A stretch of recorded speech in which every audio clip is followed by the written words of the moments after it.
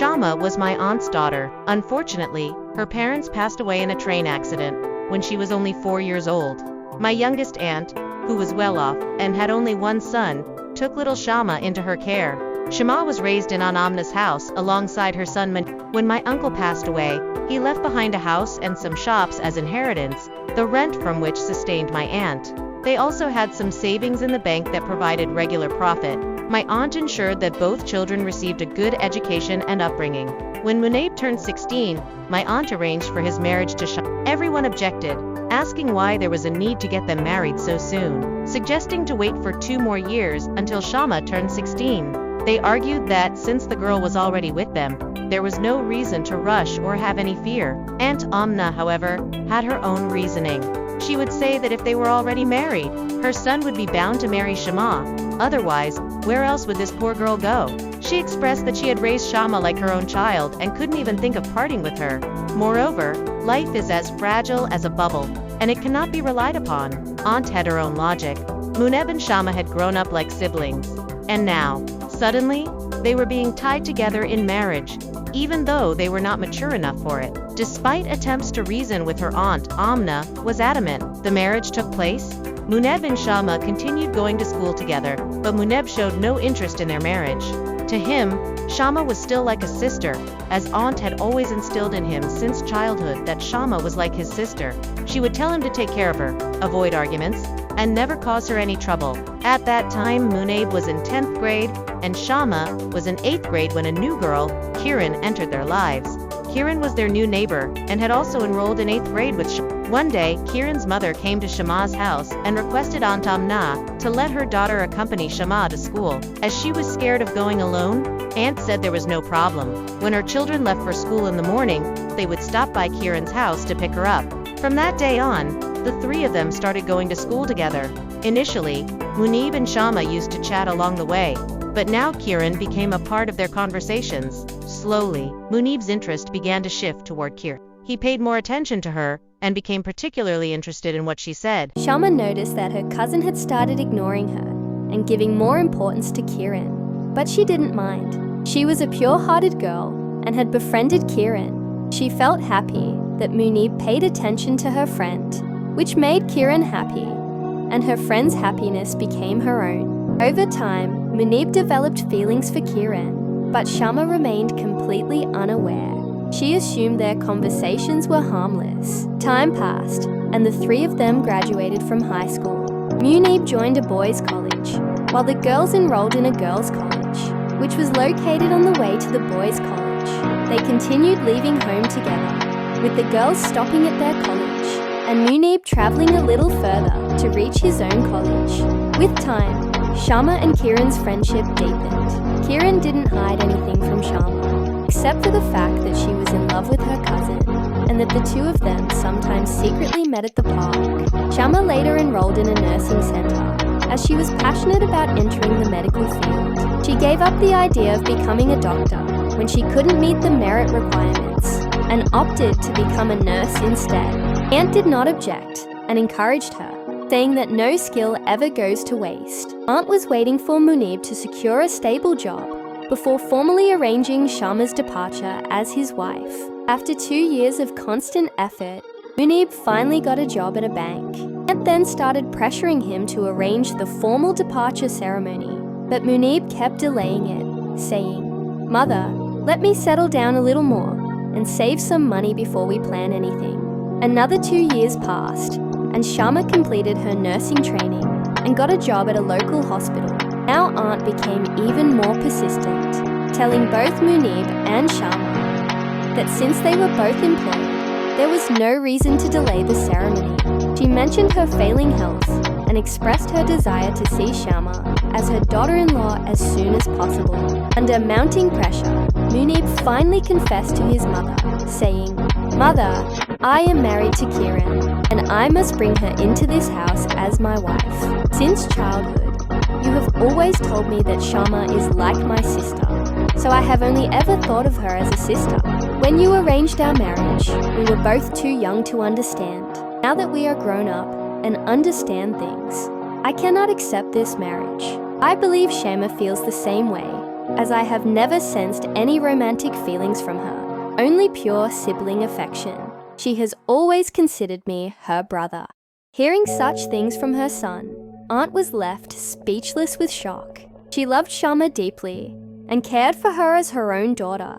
The thought of being separated from her was unbearable. Aunt's plan from the beginning was that Shama, whom she had raised like a daughter, would care for her in her old age and ensure her comfort. She feared that if another woman became her daughter-in-law, she might not look after her the same way and could even mistreat her. This led to constant arguments between mother and son. Munib refused to abandon his love for Kiran, while Aunt was adamant that she would only accept Shama as a daughter-in-law in her home. She rejected every explanation Munib gave. Finally, Munib had no choice but to take a bold step that broke his mother's heart. He showed her the marriage certificate, proving that he was already married to Kiran and was determined to bring her home. In the meantime, Kiran's family, who had rented the house next to Aunt's, had moved away to their own property in a nearby neighborhood. As a result, Kiran no longer visited Shama regularly. Aunt kept insisting that she did not recognize a marriage that was conducted without the presence of any family members. She further demanded that if the marriage had indeed taken place, then Kiran would need to be divorced. When Munib realized his mother would not relent, he decided to approach Shama directly. One day, while she was in the kitchen preparing tea, he took the opportunity to explain his predicament to her. "Candle, your mother married us during childhood. You know that.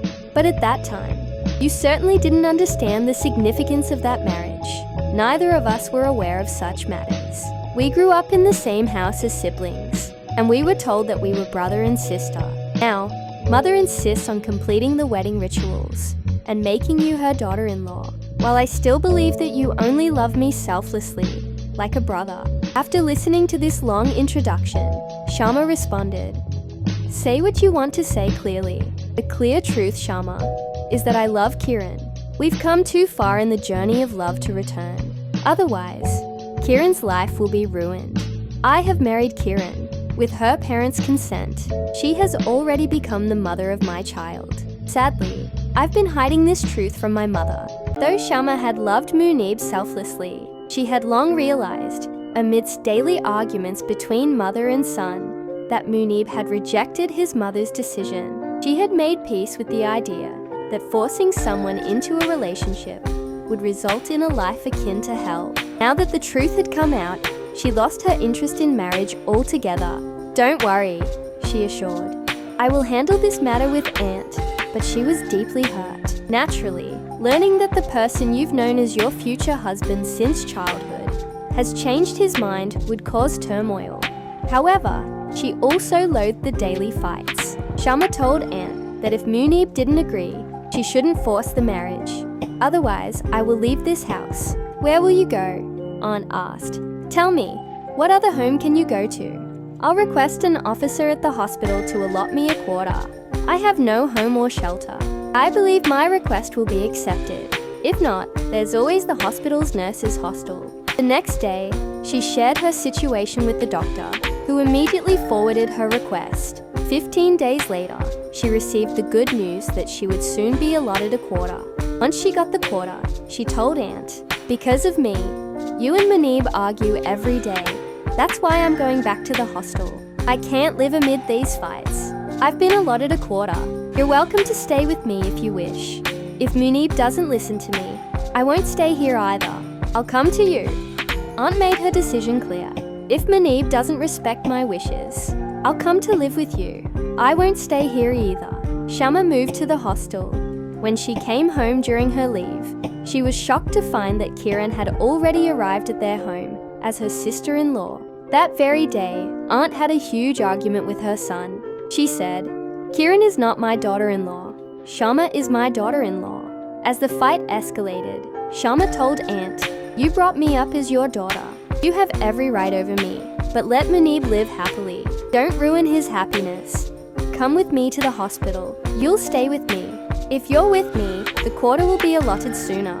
Convinced by Shama, Aunt packed her belongings and left with her niece. "Wherever you live, daughter, I will live with you," she said. I won't leave you alone. I have nothing to do with this ungrateful son." While leaving, instead of bidding farewell to her son, she said, "Ungrateful child, until you divorce this lowly woman, I will not return to this house." Shama thought it was good for Aunt to stay with her, as she was struggling to live alone in the quarter anyway. The quarters were usually allotted to families. In the quarter, Shama and Aunt began living together. Shama found peace, but Aunt did not. She remained restless. First, she had grievances against her son. Now she longed for him. She became ill, consumed by the inner sorrow of missing him, until she was bedridden. Seeing Aunt's worsening condition, Shama called Manib's office and advised him, "Do not neglect your mother because she loves you dearly. I never asked her to leave. She did so on her own. Whether marrying Kiran was right or wrong, the reality is that she is now the mother of your child. I understand your predicament, but don't abandon Aunt in her current condition. Come and meet her." She gave Manib the details of their quarter.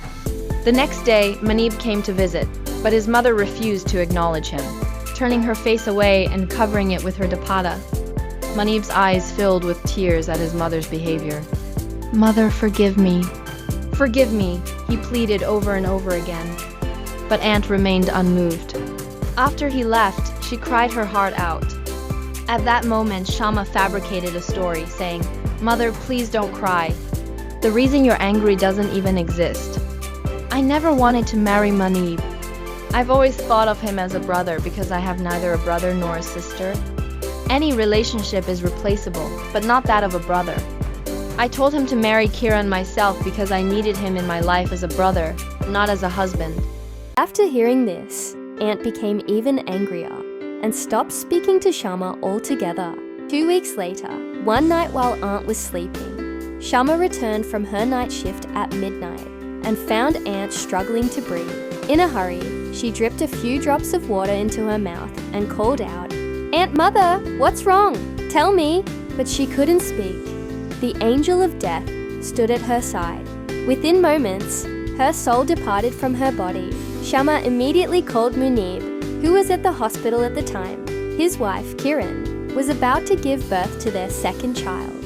Leaving Kiran at the maternity home, he arrived promptly. Aunt's body needed to be transported home, so they arranged for an ambulance. Munib brought her back to the house. The following morning, they arranged for her burial. Meanwhile, Kiran's mother stayed by her side. After Aunt's funeral, they received news that Kiran had given birth to a baby girl. However, she was still unconscious due to anesthesia. Although the baby girl was born safely, Kiran slipped into a coma. She remained in a coma for a month before passing away. Munib was shattered with grief, mourning the deaths of his mother and wife, while also worrying about his 2 little daughters, who now lacked a mother. He had never been seen in such misery and despair. Finally, my mother, who had come from Lahore for Aunt's funeral, convinced Shama and Munib to move forward. The marriage had already taken place. Now, complete the wedding rituals and bring these 2 innocent girls under your shelter. Take on the responsibility of raising them with care. Munib agreed, but found himself too ashamed to broach the subject with Shama. However, my mother managed to convince Shama. The wedding rituals were carried out from our home, and Shama became a bride, moving into her own home because it was God's will.